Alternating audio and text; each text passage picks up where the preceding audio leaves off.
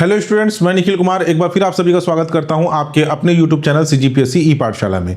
CGPSC ई पाठशाला में आज का हमारा टॉपिक है छत्तीसगढ़ आर्थिक सर्वेक्षण 2025-26, जिसमें हम चर्चा करने वाले हैं अध्याय 3 राजकीय आय पर। सीजीपीएससी ई पाठशाला का छत्तीसगढ़ आर्थिक सर्वेक्षण 2025-26 और छत्तीसगढ़ एवं केंद्रीय बजट 2026-27 का बुक मार्केट में अवेलेबल है।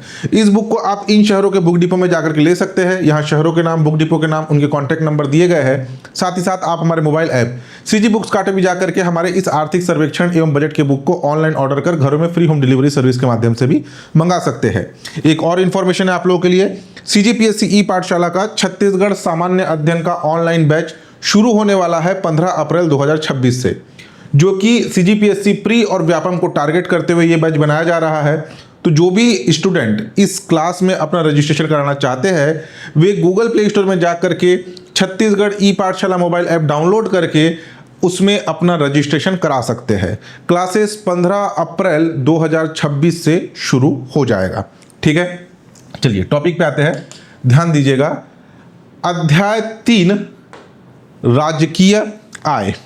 सबसे पहला टॉपिक है आपका सकल राज्य घरेलू उत्पाद, जीएसडीपी।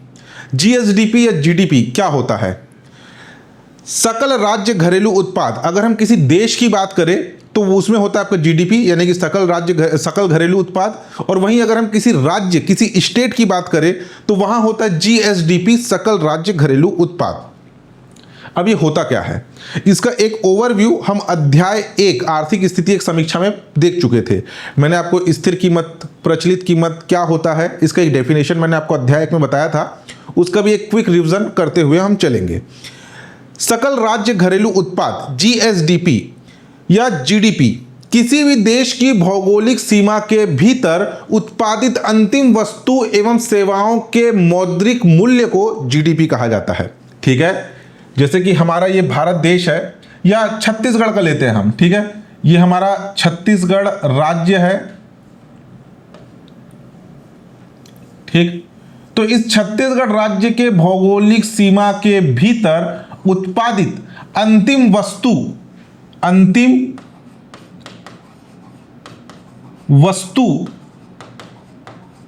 एवं सेवा के मौद्रिक मूल्य को क्या कहा जाता है? जीएसडीपी, सकल राज्य घरेलू उत्पाद कहा जाता है। अब ये जो आंकड़े हैं ये स्थिर कीमत पर भी होते हैं, प्रचलित कीमत पर भी होते हैं।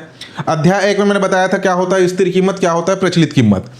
स्थिर कीमत जब किसी देश या किसी राज्य के भौगोलिक सीमा के भीतर उत्पादित अंतिम वस्तु एवं सेवाओं के मौद्रिक मूल्य की गणना आधार वर्ष 2011-12 के कीमतों पर किया जाता है तो वो कहलाता है आपका स्थिर कीमतों पर गणना। वहीं किसी भी देश की भौगोलिक सीमा के भीतर उत्पादित अंतिम वस्तु एवं सेवाओं के मौद्रिक मूल्य की गणना वर्तमान प्रचलित कीमत या वर्तमान बाजार की कीमतों पर किया जाता है तो वो कहलाता है आपका प्रचलित कीमत या प्रचलित भाव पर गणना। स्थिर कीमत और प्रचलित कीमत, इन दोनों में अंतर होता है महंगाई का। जहां स्थिर कीमत महंगाई से अप्रभावित रहती है यानी कि इस पर कोई प्रभाव नहीं पड़ता, वहीं प्रचलित कीमत पर महंगाई का प्रभाव पड़ता है। ठीक, जैसे कि मैंने आपको एग्जांपल दिया था, ये पेन आज से लगभग, देखिए 2011 की बात हो रही है। 2011 में इस एक पेन की कीमत कितनी थी? 5 रुपए थी। ठीक है, 5 रुपए थी पेन की कीमत। 2011-12 की बात हो रही है। अभी 2025-26 में इस पेन की कीमत बढ़ करके हो गई है आपका 15 रुपए। ठीक है, 15 रुपए, यानी कि 2011-12 के कंपैरिजन में 2025-26 में पेन की कीमत कितना बढ़ा? लगभग 10 रुपए पेन की कीमत बढ़ी, और ये 10 रुपए यही है आपका महंगाई। पेन 10 रुपए महंगा हुआ। ठीक, महंगाई। स्थिर कीमत जिस पर महंगाई का कोई प्रभाव नहीं पड़ता, वहीं प्रचलित कीमत महंगाई से प्रभावित होती है। यह होता है स्थिर कीमत और प्रचलित कीमत। और सरकार जनरली स्थिर कीमतों के आंकड़ों को कंसिडर करती है। क्यों? क्योंकि जो इन्फ्लेशन, जो महंगाई है, उसके कारण डाटा लगातार बदलते रहते हैं। ठीक है, तो स्थिर कीमत क्या होता है, प्रचलित कीमत क्या होता है, समझ में आया। वहीं अगर हम अंतिम वस्तु एवं सेवाओं की बात करें तो मैंने आपको कपड़े का एग्जाम्पल दिया था, कॉटन का शर्ट है। आप जो है ये शर्ट को बनाने के लिए सबसे पहले खेतों में कपास की खेती की गई होगी, उस कपास की कटाई की गई होगी, उसको फिर जो है उस कपास से धागा बनाया गया होगा, धागा की बुनाई करके कपड़ा बनाया गया होगा, कपड़े के थान बनाए गए, कपड़े के थान से कपड़ों की कटिंग करके टेलर ने कपड़े को सीला, फिर ये कपड़ा ट्रांसपोर्टेशन होकर के मार्केट में बेचने के लिए आया।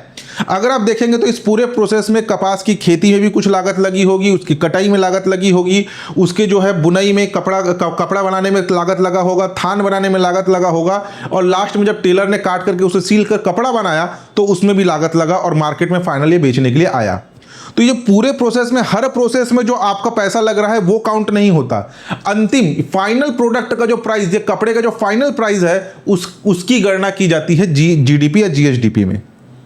ठीक है, तो किसी भी देश की भौगोलिक सीमा के भीतर उत्पादित अंतिम वस्तु एवं सेवाओं के मौद्रिक मूल्य की गणना आधार वर्ष 2011-12 पे किया जाए तो वो स्थिर कीमतों पर जीडीपी कहलाएगा। वहीं किसी भी देश की या राज्य की भौगोलिक सीमा के भीतर उत्पादित अंतिम वस्तु एवं सेवाओं के मौद्रिक मूल्य की गणना वर्तमान बाजार के प्रचलित कीमतों पर किया जाए तो वह प्रचलित कीमत पर जीडीपी कहलाएगा। ठीक है, स्थिर कीमत और प्रचलित कीमत में अंतर होता है केवल महंगाई का।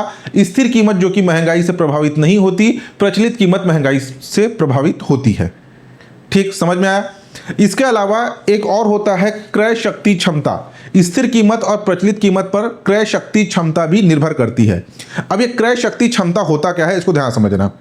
मान लीजिए मेरे जेब में है 150 रुपए, कितना, 150 रुपए ये मेरे जेब में मौजूद है। 150 रुपए मेरे जेब में है तो ये है मेरा जीडीपी। ठीक है, मेरे पास मेरे जेब में 150 रुपए है तो ये 150 रुपए क्या है, मेरा जीडीपी है। अगर मैं स्थिर कीमतों को लेकर के चलूं तो स्थिर कीमत, ये पेन का कीमत 2011-12 में कितना था, 5 रुपए था। कितना, 5 रुपए। अब इस 5 रुपए से मैं अपने जीडीपी यानी कि 150 रुपए के कितने पेन खरीद सकता हूं। 5 रुपए की कीमत के मैं कितने पेन खरीद सकता हूं, 30 पेन। ठीक है, 5 या 15, 30 पेन खरीद सकता हूं। अगर हम स्थिर कीमतों की बात करें तो, ठीक है, इसको और सरल कर देता हूं आप लोगों के लिए अगर कंफ्यूज हो रहे होंगे। जैसे कि मान लीजिए, ठीक है, एक एग्जांपल आपको समझाने के लिए, इजी करने के लिए, क्योंकि कई लोग कैलकुलेशन में गायब हो जाते हैं। मान लो आधार वर्ष 2011-12 में पेन की कीमत कितनी थी, 10 रुपए। ठीक है, और प्रचलित कीमत यानी कि अभी वर्तमान वर्ष में इस पेन की कीमत बढ़कर के कितनी हो गई, 15 रुपए। यानी कि पेन का मूल्य कितना बढ़ा, 5 रुपए बढ़ा। 5 रुपए है महंगाई। अब हम बात कर रहे हैं आपका क्रय शक्ति क्षमता। ठीक है, क्रय शक्ति क्षमता यानी कि परचेसिंग पावर।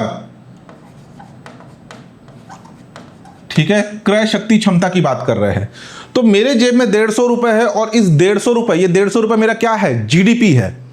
तो मैं अपने 150 रुपए के जीडीपी से स्थिर कीमत पर, जब पेन की कीमत 10 रुपए थी तो मैं कितने पेन खरीद सकता था, इस 10 रुपए की कीमत से 150 रुपए में मैं 15 पेन खरीद सकता था। 15 पेन खरीद सकता था। ठीक, वहीं अगर प्रचलित कीमत पर बात करें तो वर्तमान में महंगाई बढ़ने के कारण पेन की कीमत हो गई कितना, 15 रुपया हो गया। तो अभी मैं वर्तमान में 15 रुपए से मात्र 10 पेन खरीद सकता था। ठीक, 10 पेन। तो जहां पहले मेरी क्रय शक्ति क्षमता ज्यादा थी, इतने ही रुपए, 150 रुपए में मैं ज्यादा सामान खरीद सकता था, वहीं प्रचलित कीमत में महंगाई का प्रभाव पड़ने के कारण मैं कम पेन खरीदता हूं। तो इस प्रकार से जो जीएसडीपी है, जीएसडीपी स्थिर कीमत, प्रचलित कीमत, महंगाई, यह क्रय शक्ति क्षमता को भी प्रभावित करता है। ठीक है, स्थिर कीमत पर क्रय शक्ति क्षमता ज्यादा होती है, प्रचलित कीमत पर क्रय शक्ति क्षमता कम होती है। कई बार एग्जाम में इस क्रय शक्ति क्षमता से भी क्वेश्चन आते हैं। ठीक है, अब देखिए, तो छत्तीसगढ़ राज्य का सकल राज्य घरेलू उत्पाद अग्रिम अनुमान 2025-26 के लिए स्थिर कीमत, प्रचलित कीमत। सबसे पहला प्रश्न पूछा जाएगा कि वित्तीय वर्ष 2025-26 में छत्तीसगढ़ के सकल राज्य घरेलू उत्पाद का आकार स्थिर कीमतों पर कितना है। तो आकार कितना है, 3,58,29,282 रुपए, और ये आंकड़े आपको जुबानी याद होने चाहिए क्योंकि एग्जाम में इससे क्वेश्चन आता है। 3,58,29,282 रुपए छत्तीसगढ़ के जीएसडीपी का आकार है, जिसमें पिछले वित्तीय वर्ष की तुलना में, अभी हम बात करें 2025-26, इसके पिछले साल यानी कि 2024-25 की तुलना में 2025-26 में छत्तीसगढ़ के जीएसडीपी में 8.11%, 8.11% की वृद्धि दर्ज की गई है।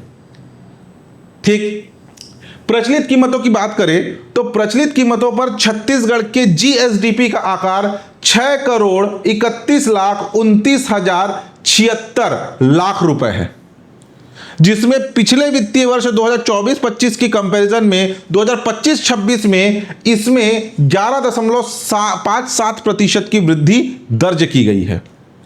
ठीक, सबसे पहले तो ये आंकड़े और ये प्रतिशत दोनों याद होना चाहिए।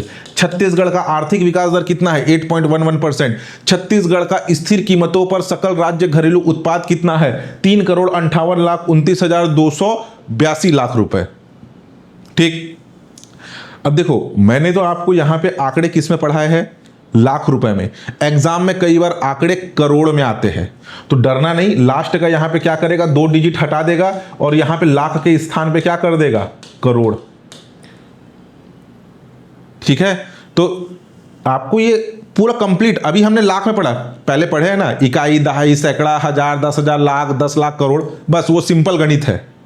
ठीक है, इंग्लिश मीडियम वाले आपका अपने देख लीजिएगा कैसे पढ़ते हैं। मैं तो खुद हिंदी मीडियम वाला हूं, इकाई, दहाई, सैकड़ा वाला मेरा चलता है। तो आपका 3,58,29,282 रुपए। अगर करोड़ों में बात किया जाए तो यहां से लास्ट का 2 डिजिट हटा करके इसको करोड़ कर देगा। ठीक, तो दोनों तरीके से चीजों को याद रख लेना। सबसे पहले तो ये दोनों डाटा याद होना चाहिए, दोनों डाटा रिपीट होते हैं। एकदम सिंपल क्वेश्चन आता है कि वित्तीय वर्ष 2025-26 में स्थिर कीमतों पर छत्तीसगढ़ का सकल राज्य घरेलू उत्पाद कितना है, या फिर छत्तीसगढ़ का वृद्धि दर कितना है स्थिर कीमतों पर। प्रचलित कीमत से क्वेश्चन बहुत कम आते हैं, स्थिर कीमतों से ज्यादा आते हैं। ठीक, नेक्स्ट देखिए। नेक्स्ट है आपका, यहां पे 2 लाइन लिखा हुआ है, इसको थोड़ा ध्यान समझना। एकदम सिंपल क्वेश्चन आता है इससे। किसी राष्ट्र की आर्थिक स्थिति का सबसे उपयुक्त मापक और किसी राष्ट्र की आर्थिक समृद्धि या आर्थिक वृद्धि का सबसे उपयुक्त मापक होता है। और ये दोनों ना मिलते जुलते वर्ड है। सेंटेंस को देखिए, दोनों एकदम मिलते जुलते हैं। किसी राष्ट्र की आर्थिक स्थिति का सबसे उपयुक्त मापक होता है जीडीपी। ठीक है, वहीं किसी राष्ट्र की आर्थिक समृद्धि या आर्थिक वृद्धि का सबसे उपयुक्त मापक होता है पर कैपिटा इनकम, प्रति व्यक्ति आय। ठीक, अब क्वेश्चन को ध्यान से पढ़कर जो है सॉल्व करना। आर्थिक स्थिति पूछ रहा है या आर्थिक वृद्धि या समृद्धि पूछ रहा है? आर्थिक स्थिति पूछे तो जीडीपी, आर्थिक समृद्धि या वृद्धि पूछे तो पर कैपिटा इनकम, प्रति व्यक्ति आय।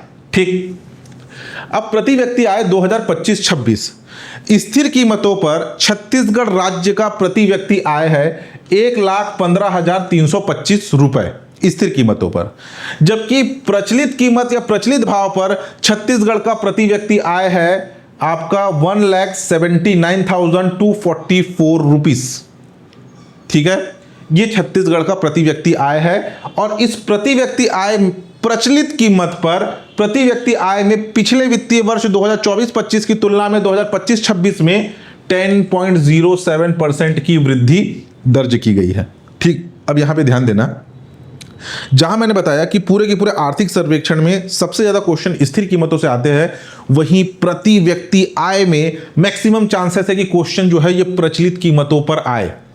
प्रचलित कीमतों के डाटा को ज्यादा पूछता है आपके प्रति व्यक्ति आय से। अब प्रति व्यक्ति आय यानी कि पूरे छत्तीसगढ़ के व्यक्तियों का औसत आय, एक व्यक्ति का औसत आय कितना निकलता है। तो स्थिर कीमत पर 1,15,325 रुपए और प्रचलित कीमत पर है 1,79,244 रुपीज, जिसमें पिछले वित्तीय वर्ष की तुलना में 10.07% की वृद्धि दर्ज की गई। प्रतिशत से भी क्वेश्चन आया है।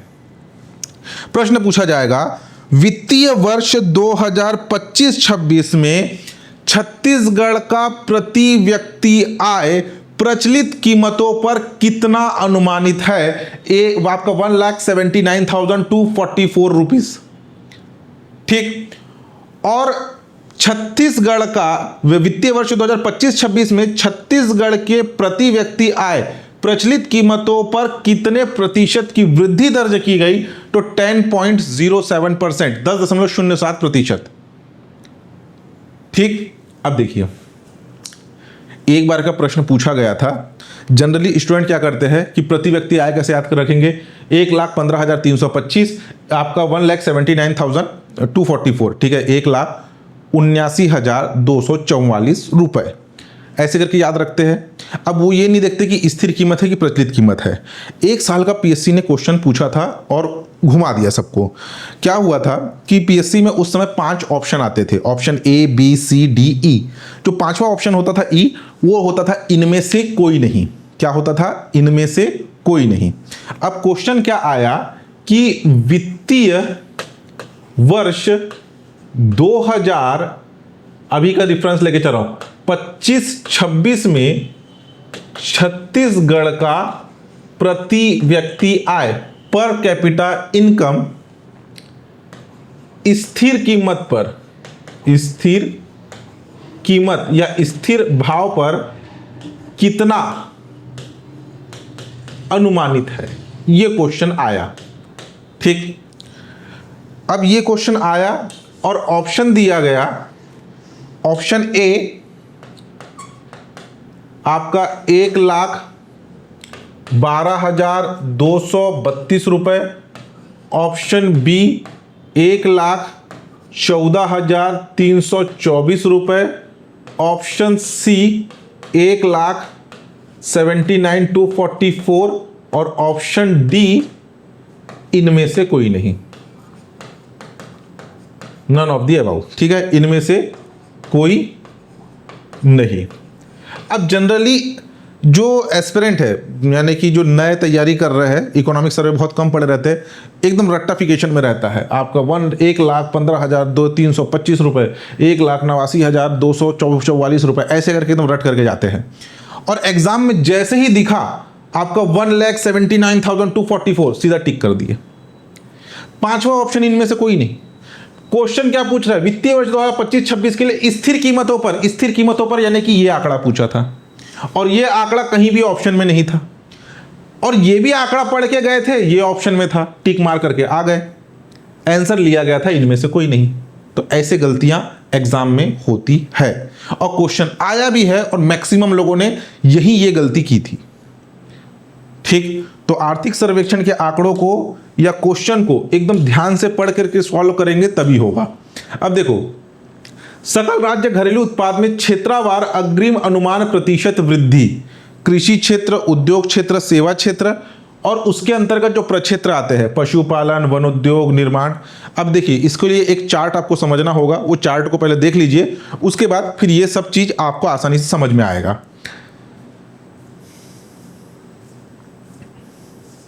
ये है वो चार्ट।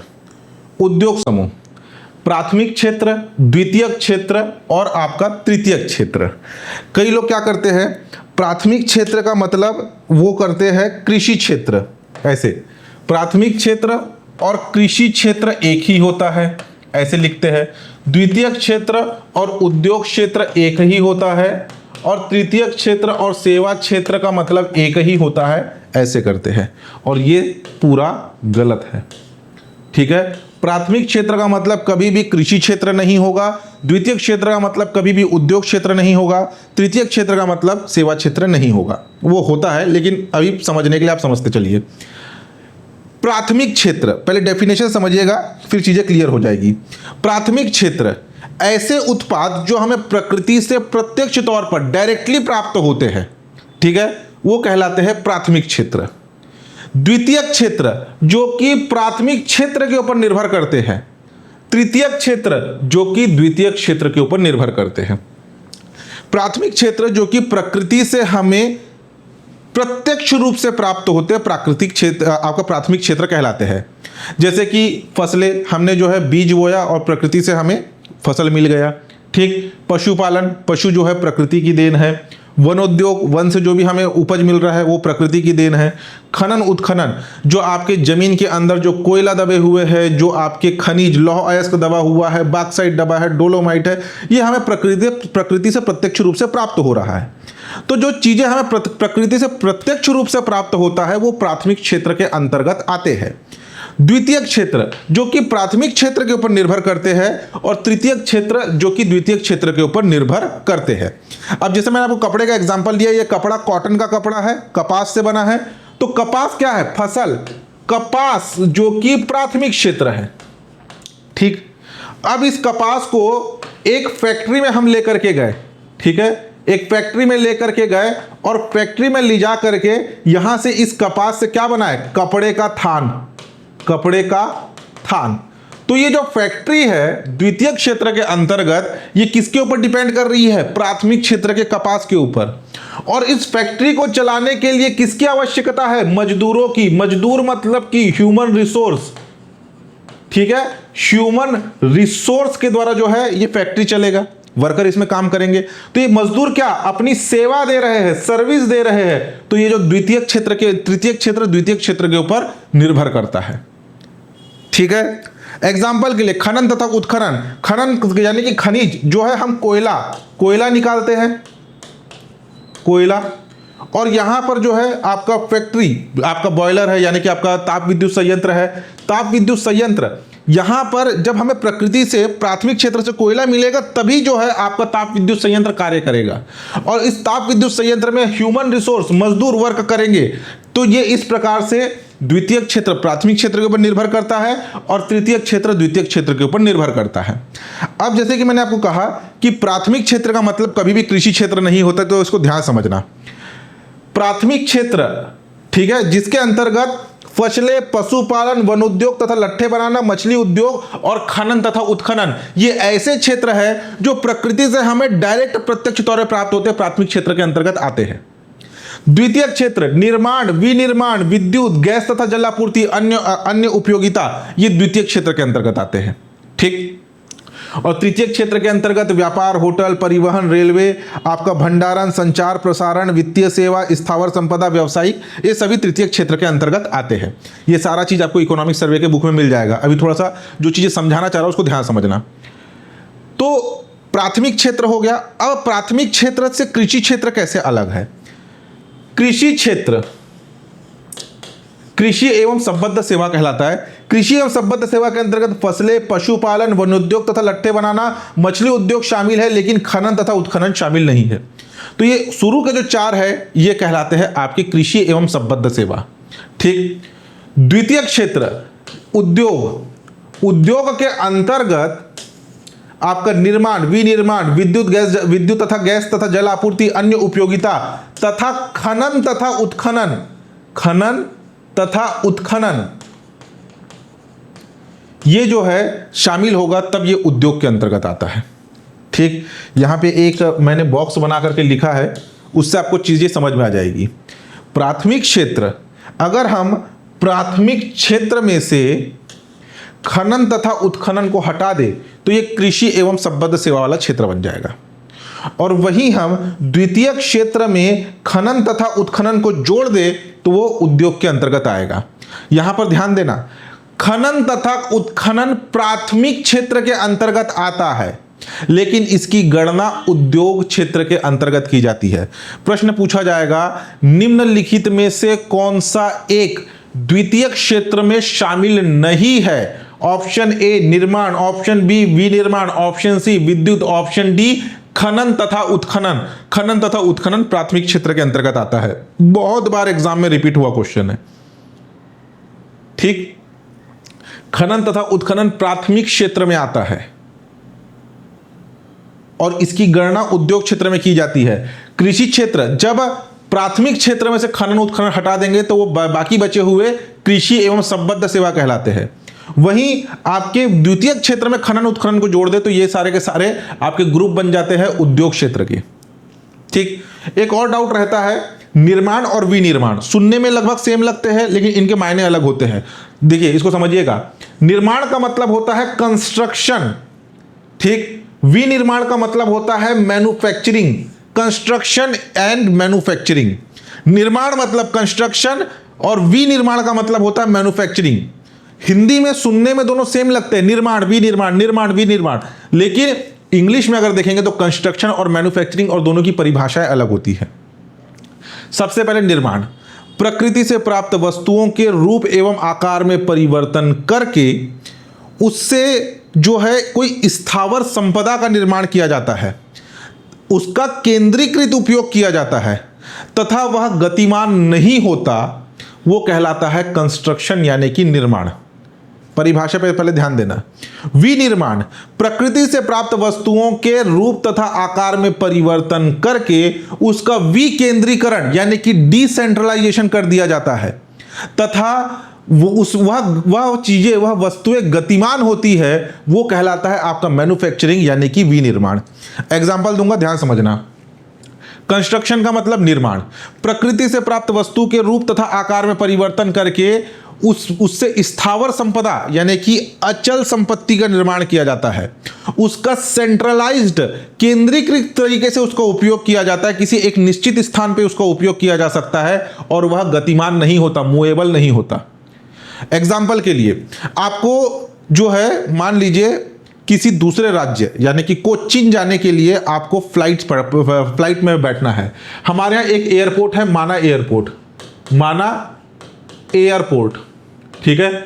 और आप रहते हैं, मान लीजिए आप दुर्ग जिले में रहते हैं, माना एयरपोर्ट कहां पर है? रायपुर में। ये क्या है? ये कंस्ट्रक्टेड है, स्थावर है, स्थित है। अगर आपको इसका उपयोग करना है तो आपको दुर्ग जिले से रायपुर जाना होगा, ठीक। कोई मान लीजिए कोई मॉल बना हुआ है, अभी बहुत से आपके फ्लाईओवर बन रहे हैं, ठीक है, बहुत सारे कंस्ट्रक्शन काम चल रहे हैं। जैसे कहीं पे भी कंस्ट्रक्शन होते रहेगा तो वहां लिखा रहता है constructed L&T company, constructed by L&T company करके। जो मेट्रो का निर्माण हो रहा है वो कंस्ट्रक्शन काम है, स्थावर संपदा है, उसमें गतिमान नहीं होता, उसका उपयोग करने के लिए आपको जाना पड़ेगा। इसके विपरीत मैन्युफैक्चरिंग, विनिर्माण, जैसे कि आपके घरों में साबुन यूज होता है, साबुन के पीछे लिखा हुआ आपको अक्सर मिलेगा manufactured in Nagpur, manufactured by this company, ठीक है। अगर आप कपड़ा पहनते हैं, कपड़ा का अगर बॉक्स आता होगा तो मैन्युफैक्चर्ड इन गुजरात ऐसे लिखा हुआ आता है। यानी कि इस कपड़े का निर्माण कहीं और हुआ और इसका उपयोग कर रहे हैं हम छत्तीसगढ़ में। यानी कि प्रकृति से प्राप्त वस्तु के रूप और आकार में परिवर्तन करके इसका डिसेंट्रलाइज तरीके से आपका विकेंद्रीकरण तौर पे इसका उपयोग किया जाता है। निर्माण इसका जो है, इसे बनाया कहीं और गया और इसका उपयोग कहीं और हो रहा है, ठीक है। आपका नागपुर में बना या गुजरात में बना और छत्तीसगढ़ में हम उपयोग कर रहे हैं, यानी कि इसमें जो वस्तुएं है वो गतिमान होती है, मूवेबल होती है, ठीक। आप जो है दीपावली में फटाका फोड़ते हैं, ये कहाँ बनता है? शिवाकाशी में बनता है, तमिलनाडु साइड, साउथ में, और उसका उपयोग हम करते हैं छत्तीसगढ़ में। उस फटाके के डब्बे को पलट के देखिएगा, उसमें लिखा रहेगा मैन्युफैक्चर्ड दिस कंपनी इन तमिलनाडु, ठीक है। कपड़े के बॉक्स में लिखा होगा। आप अपने घर में कोई भी सामान यूज कर रहे हैं, उस सामान को, बॉक्स को उठा के देखिएगा, उसमें लिखा होगा मैन्युफैक्चर्ड बाय दिस कंपनी और उस आपके राज्य का नाम या उस देश का नाम। तो ये अंतर होता है मैन्युफैक्चर्ड और यानी कि विनिर्माण और कंस्ट्रक्शन यानी कि आपका निर्माण में, ठीक। तो प्रश्न पूछा जाता है कि द्वितीय क्षेत्र में क्या क्या शामिल है? निर्माण, विनिर्माण, विद्युत, गैस तथा जल आपूर्ति, अन्य उपयोगिताएं। उद्योग में क्या क्या शामिल है? निर्माण, विनिर्माण, विद्युत, गैस, जल आपूर्ति, खनन तथा उत्खनन, ये उद्योग में शामिल है। सेवा क्षेत्र के अंतर्गत व्यापार, होटल, जलपान गृह, परिवहन, संग्रहण एवं संचार, रेलवे परिवहन, रेलवे के अतिरिक्त भंडारण, संचार एवं प्रसारण, वित्तीय सेवा, स्थावर संपदा, आपका लोक प्रशासन, अन्य सेवाएं, ये सभी तृतीय क्षेत्र के अंतर्गत आते हैं। तो यही क्लासिफिकेशन हमें वो टेबल में पढ़ना है, ठीक। अब देखिए,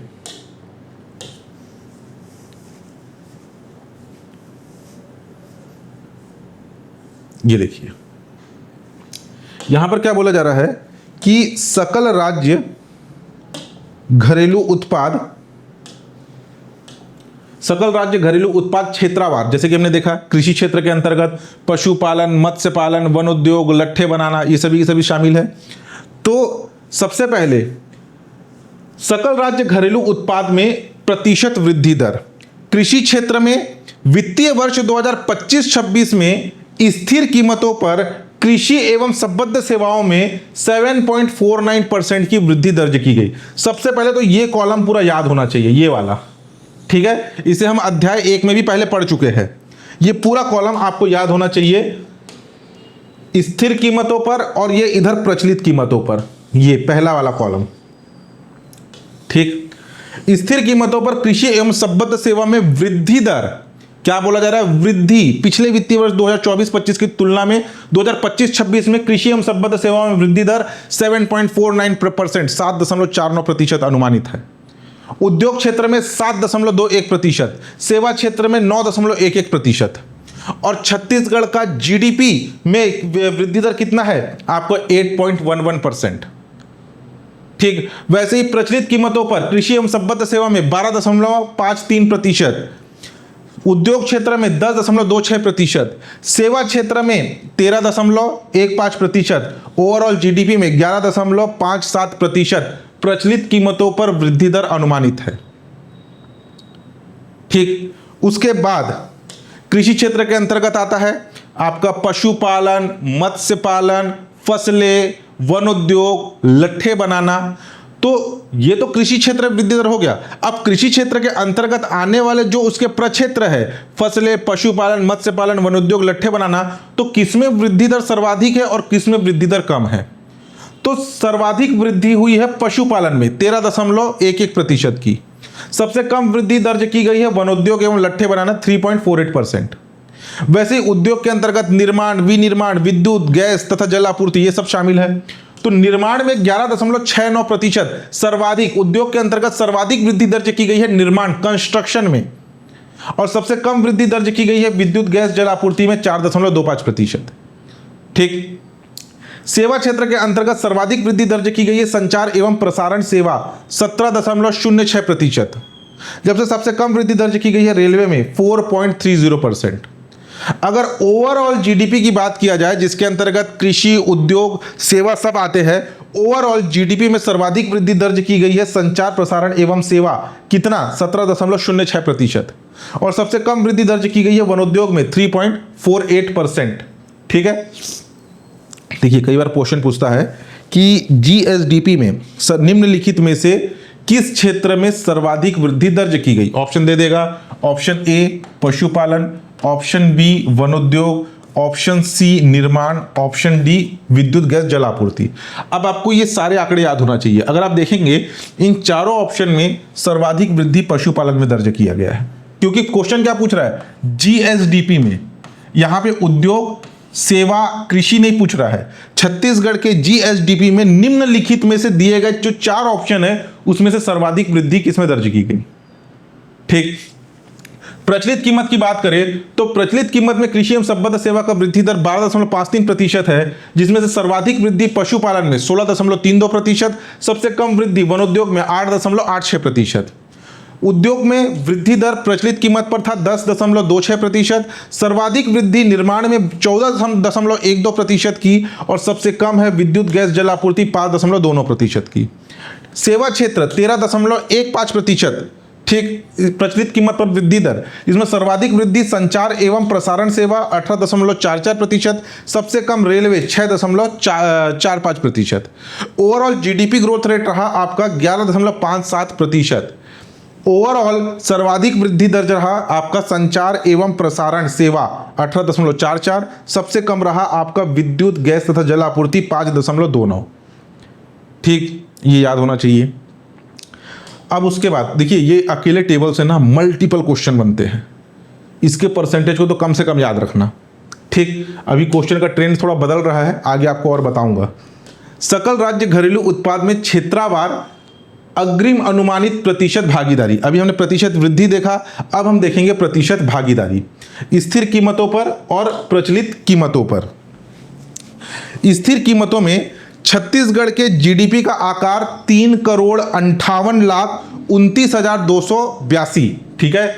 छत्तीसगढ़ के जीएसडीपी का आकार, जीएसडीपी का आकार है 3,58,00,000, 3,58,00,000, ठीक है। उसके बाद जो है आगे का नोट कर लीजिएगा।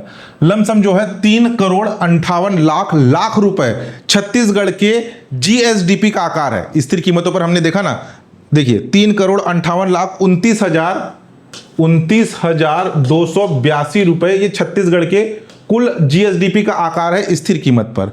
तो ये 3,58,29,282 रुपए में जो भागीदारी, कृषि क्षेत्र की भागीदारी है आपका 17.80%। ये पाई डायग्राम काफी इंपॉर्टेंट है, इससे क्वेश्चन आता है। 17.80%। उद्योग क्षेत्र का 49.30%, सेवा क्षेत्र का 32.90%। तो कृषि उद्योग सेवा सर्वाधिक भागीदारी किसकी दिख रही है? उद्योग क्षेत्र की। छत्तीसगढ़ के जीएसडीपी 3,58,29,282 लाख रुपए में सर्वाधिक भागीदारी लगभग 50% के आसपास, आधा से ज्यादा, सॉरी आधा से थोड़ा कम उद्योग क्षेत्र की भागीदारी 49.30%, कृषि क्षेत्र की 17.80% और सेवा क्षेत्र की 32.90%। प्रश्न पूछा जाएगा, आजकल तो पूरे को मिलाकर के एक साथ प्रश्न पूछता है कि वित्तीय वर्ष 2025-26 के लिए स्थिर कीमतों पर जीएसडीपी में कृषि क्षेत्र, उद्योग क्षेत्र, सेवा क्षेत्र की भागीदारी क्रमशः अनुमानित है। उसके बाद ऑप्शन ए देगा 17.80, जो 49.30 और आपका 32.90। ऑप्शन बी 16.80, आपका 50.30 और आपका 31.88। ऑप्शन सी यानी कि तीनों % ग्रुप में देगा। प्रश्न पूछा जाएगा वित्तीय वर्ष 2025-26 में स्थिर कीमतों पर निम्नलिखित में से किसकी भागीदारी जीडीपी में सर्वाधिक रही? कृषि क्षेत्र, उद्योग क्षेत्र, सेवा क्षेत्र या इनमें से कोई नहीं। तो किसकी भागीदारी सर्वाधिक रही? आपके उद्योग क्षेत्र की। कृषि क्षेत्र की भागीदारी 17.80% है जीडीपी में, और इस कृषि क्षेत्र में से भी आपका सर्वाधिक भागीदारी है फसल का। कितना? 10.20%। जीएसडीपी में फसल क्षेत्र की भागीदारी 10.20% है, जबकि उद्योग क्षेत्र की भागीदारी है 49.30%। और इस उद्योग क्षेत्र में सर्वाधिक भागीदारी है आपका विनिर्माण का। किसका? विनिर्माण का, मैन्युफैक्चरिंग का 18.86%, 18.86%। ठीक। सेवा क्षेत्र में सर्वाधिक भागीदारी है स्थावर संपदा 7.29%।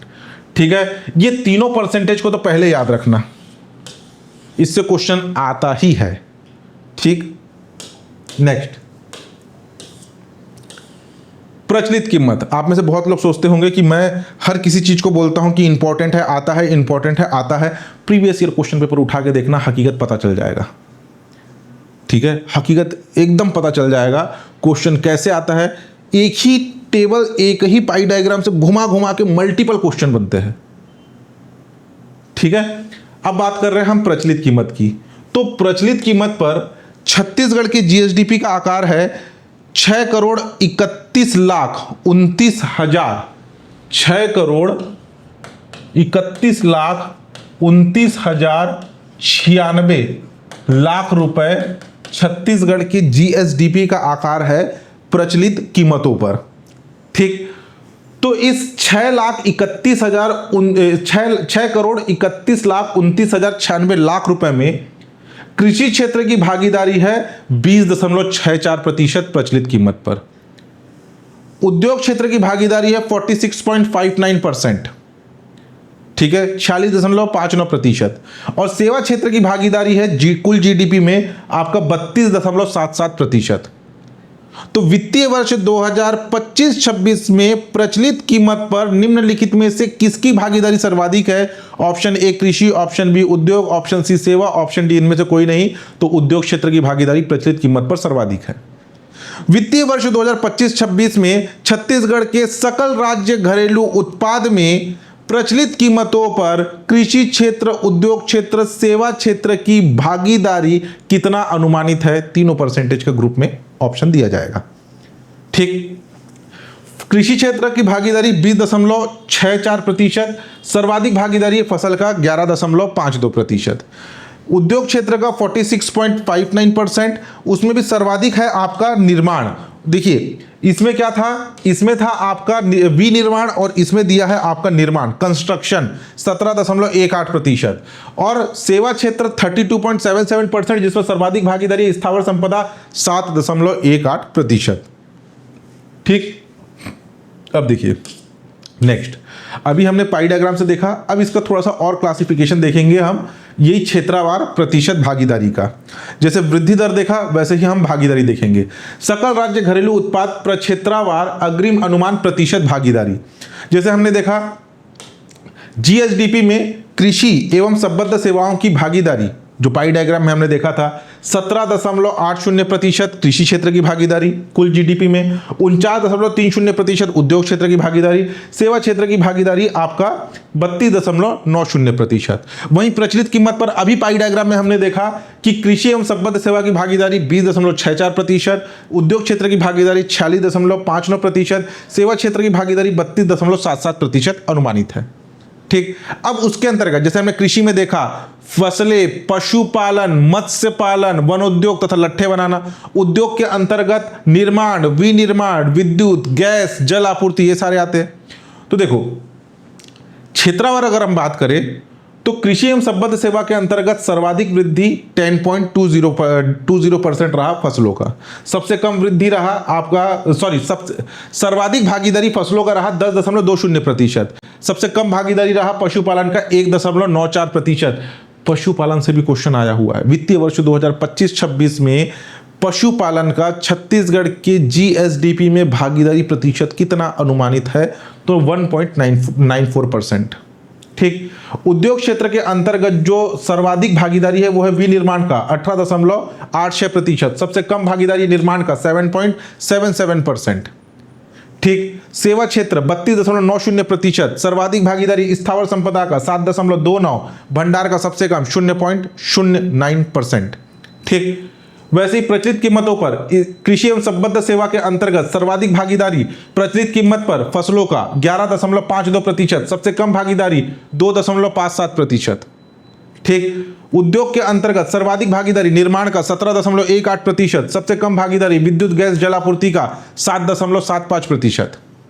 सेवा क्षेत्र के अंतर्गत सर्वाधिक भागीदारी स्थावर संपदा का 7.18%, सबसे कम भागीदारी भंडारण का 0.08%।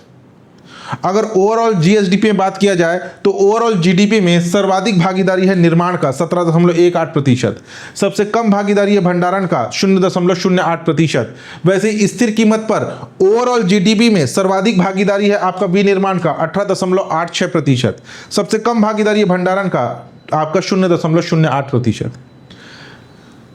गवर्नमेंट के ऑफिशियल इकोनॉमिक सर्वे में टेबल बनाया गया है और उस टेबल से आप पढ़ने की कोशिश करेंगे तो वो टेबल इतना हेक्टिक है, आगे आपको दिखाऊंगा। इस साल के इकोनॉमिक सर्वे में वो टेबल भी मैंने शामिल किया है।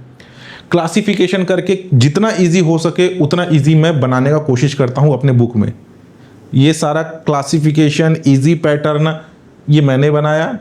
बाद में भी बहुत से मार्केट में पब्लिकेशन आ रहे हैं जो कॉपी पेस्ट, आपको ये table as it is same to same बहुत से पब्लिकेशन चोरी करते हुए मिल जाएंगे। गवर्नमेंट की इकोनॉमिक सर्वे में ऐसा पैटर्न नहीं देता, लेकिन जो चलता है उसको कॉपी करते हैं। और चोर पब्लिकेशन कौन है आप लोग नाम से भी जानते हैं।